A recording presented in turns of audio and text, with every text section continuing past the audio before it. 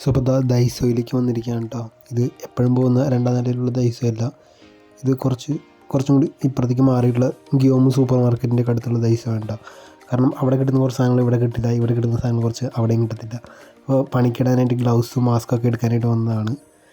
അപ്പോൾ മാസ്ക് എന്തായാലും ഇല്ലാതെ പറ്റത്തില്ല. പൊടിയായിട്ട് ഭയങ്കര എക്സ്പോസ്ഡാണ്. പിന്നെ ജപ്പാൻകാർക്ക് താടി കുറച്ച് പേടിയാണ്. വയസ്സായവർക്കൊക്കെ ഒരു വില്ലൻ കൺസെപ്റ്റാണ്.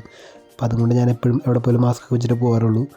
പിന്നെ ഒരു വൈപ്പ് ചെയ്യാനായിട്ട് ഒരു കെമിക്കൽ വേണമായിരുന്നു, കിച്ചൺ ഗ്യാസ് സ്റ്റൗവൊക്കെ വൈപ്പ് ചെയ്യാനായിട്ട്. സോ അതും കൂടെ മേടിക്കണമായിരുന്നു. അവസാനം ഒരു വിധം ട്രാൻസ്ലേറ്റൊക്കെ ചെയ്ത ഒരു സാധനം കിട്ടി, സിങ്കും ഗ്യാസ് സ്റ്റൗവൊക്കെ തുടയ്ക്കാൻ. അപ്പോൾ അതൊരെണ്ണം എടുത്തു. പിന്നെ സെൽഫ് ചെക്കൗട്ടാണ് കേട്ടോ, ഇംഗ്ലീഷ് ഉണ്ടായിരുന്നു. അപ്പോൾ ഭയങ്കര കൺവീനിയൻ്റ് ആയിരുന്നു.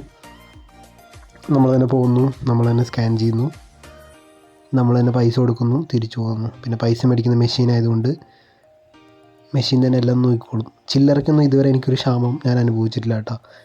10,000 ഇപ്പോൾ 100 എൻ്റെ സാധനം മേടിച്ചിട്ട് 10,000 കൊടുത്താലും ചില്ലറ ഇല്ല, അങ്ങനൊരു പ്രശ്നം ഇതുവരെ ഇല്ല. മെഷീനിൽ എപ്പോഴും ചില്ലറ ഉണ്ടായിരിക്കും. സോ അങ്ങനെ 4 സാധനം 10% കൺസപ്ഷൻ ടാക്സ് വരുന്നത്.